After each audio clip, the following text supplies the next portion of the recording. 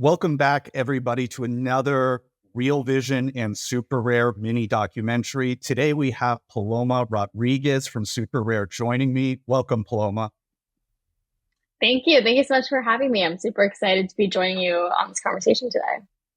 Well, I am just so excited to have you. You found some amazing photographers for us to talk with.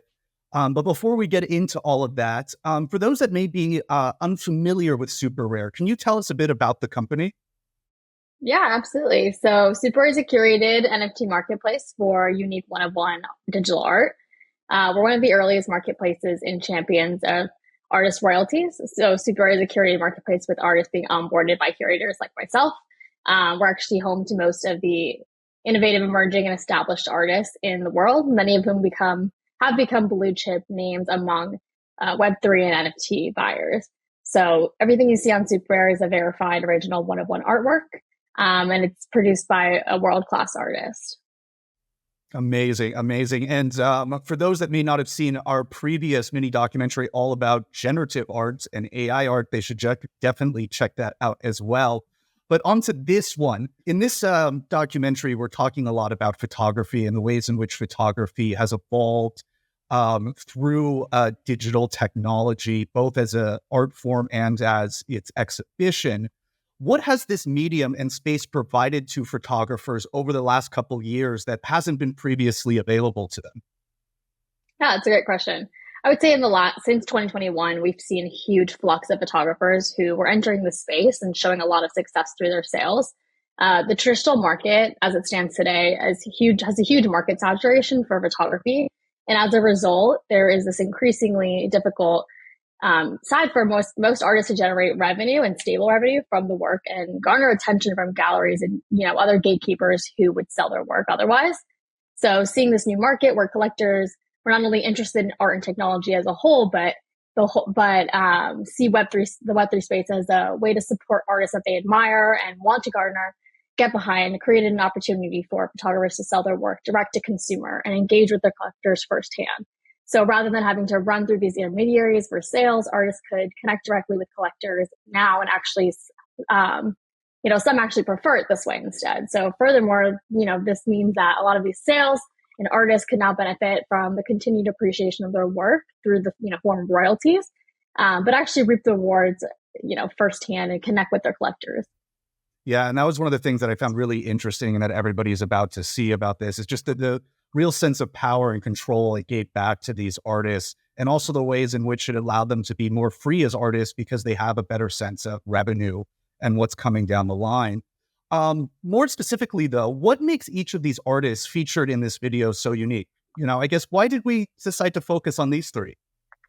Yeah, so I mean, first of all, Brooke, Ryan, and Ben, they all encompass a very, very unique and different approach to their work. So not only in terms of their subject matter, but also the actual techniques and processes that they introduce within their work.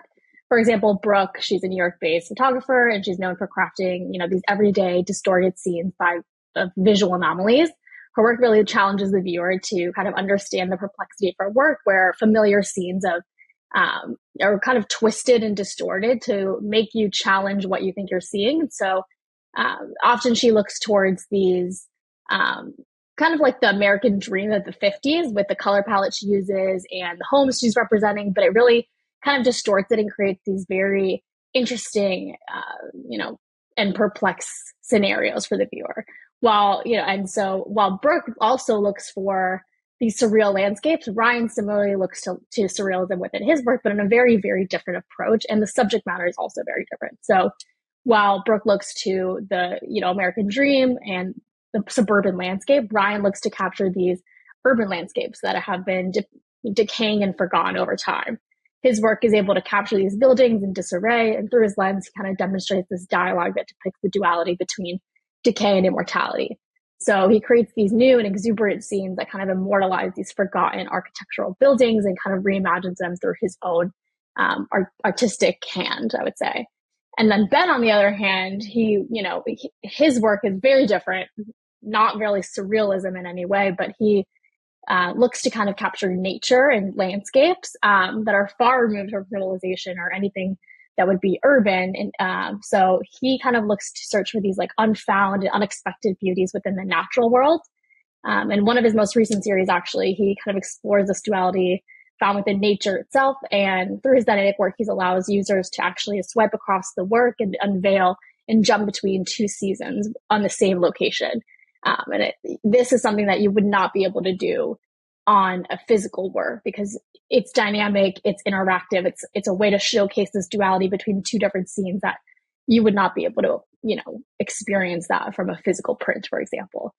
So even though their styles are super different and their approaches are, very different from one another, they also collectively share this level of, interaction and engagement in the community that has really proven, and we've seen how they've mastered that in creating their own unique style that is recognizable by everyone in the community. Absolutely. I would love to just spend the next 45 minutes talking to you about these amazing artists, but obviously it's best to hear it from themselves. So before we get to the feature presentation, why don't we talk a little bit about how you see the future of photography going forward as it relates to digital art? What are your thoughts? Yeah, absolutely. So, I mean, I guess as far as the future of photography is concerned within Web3 and digital art, I think the sky is really not the limit here. Anything is possible as the tools and techniques available to the artists will only continue to grow and evolve over time. I think that level of engagement between and amongst one of the collectors and one another is really a key element here. They've been able to grow so much collectively and, learn from one another and see the tools that they're all kind of basically having access to now for the first time and really building off of what their existing practices have looked like and seeing what's possible and the next step that they can kind of challenge their work with. So I think, for it offers artists a lot of different avenues outside of just the existing confines of technology they have right now, because that will only continue to evolve, but also like, additional revenue streams. So a lot of these artists, do commercial work, for example, and this offers them a second form of revenue to be able to rely on. So I think really here, it's hard to say exactly how we see the future looking, but 100% there will be a lot of innovation. And what we see as photography right now, I think, will only continue to evolve as technology does and as the community grows with one another. Yeah, I feel the absolute same way after helping put this together. So without further ado, let's get to our feature presentation. Amazing. I'll look at the back of my camera to see the results, and shivers will just like literally run down my spine. As I started to learn about the technology, that was like thrilling to me because it was like this way of sort of claiming ownership of something that is digital. My first reaction was that I needed to learn about this as quickly and as thoroughly as possible.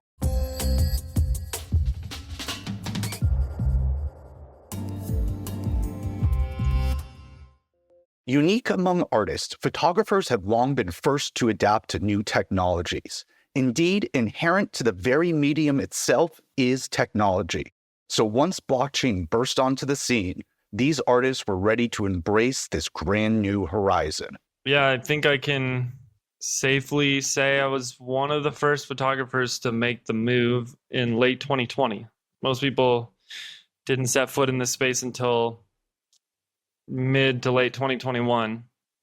I'd already been investing in cryptocurrencies a little bit. At this point, I'm an aerospace engineer at Honeybee Robotics as a mechanical design engineer. But I was investing in crypto because of some coworkers and, got to buy Bitcoin. Everything was starting to come back up. And then I had a photographer friend of mine named Zach Doler. He's known as Calibrius on Instagram. Very big following, very unique style. Posted a story that said, has anyone heard of these things called NFTs? And I looked into it, found out I could earn cryptocurrency, which I wanted more of, through selling my artwork. So that was all that it took for me to be like, 100%, I'm going to figure out how people are doing this. Yeah, so one of my best friends, his name's Ben Zank, he's also a photographer, and he actually got into it before me. It was like, I guess like mid 2021. And he came to stay with me, and like him and I had kind of been talking about doing some kind of collaboration for like ages. Basically, we had kind of talked about maybe doing like a workshop or like doing some kind of tutorial. We weren't really sure like what it would look like. And he had kind of just discovered like blockchain and NFTs and kind of had discovered like a couple of photography collections. And he was like, we should do a photography collection. Like that is like the most natural way for us to collaborate, which is to be like, to go out and make stuff together, because that's what we've been doing all these years. And so he had just dropped his Genesis collection, which is called Urban Anomalies. And he kind of like brought me up to speed really quickly. And then sort of like I think probably like a month or two later, I dropped my Genesis collection. And I guess like the rest is history a bit. I first discovered digital art on the blockchain in 2020.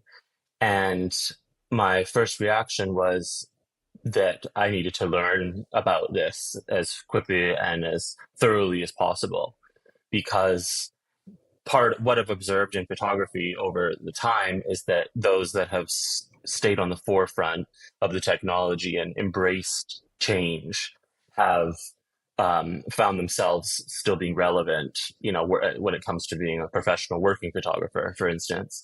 So you always are trying to keep in touch with what is happening, what is changing as far as the tools and the technology goes. So the first impression from blockchain photography on the blockchain was that this was potentially another, technological advancement that was important to take note of. Also, once I started to learn about some of the core concepts, like the fact that you can have this notion of authorship with a digital file, that was really a really sort of light bulb moment, because when you're working with digital files, they end up out in the world, and the whole who was the original creator and the whole notion of authorship becomes very blurred. So the idea that you could actually like have a digital original was really exciting. Indeed, unique among photographers in the modern age has been the ability to duplicate their art without issue.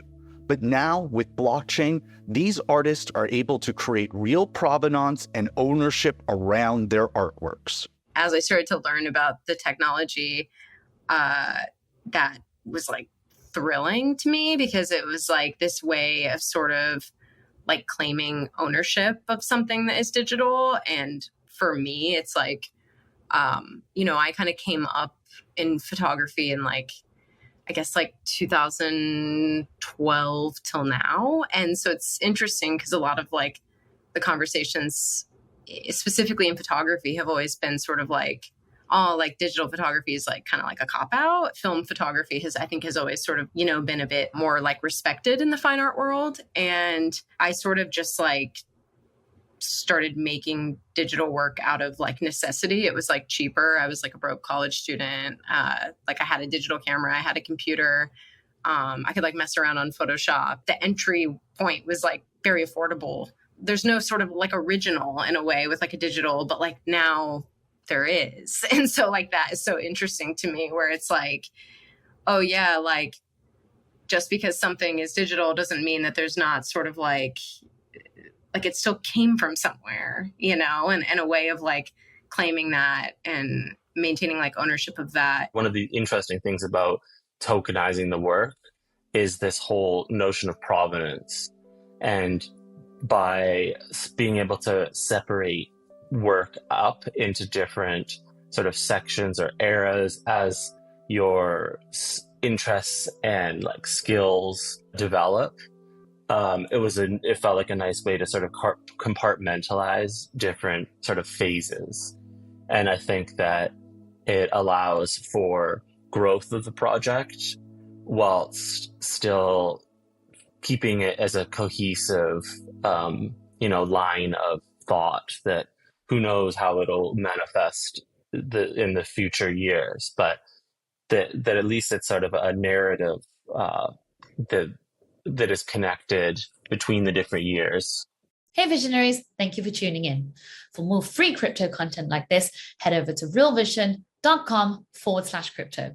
You'll get early access to the most brilliant minds in the space to cut through the noise, get in-depth analysis, and get you ahead of the curve with unbiased insights.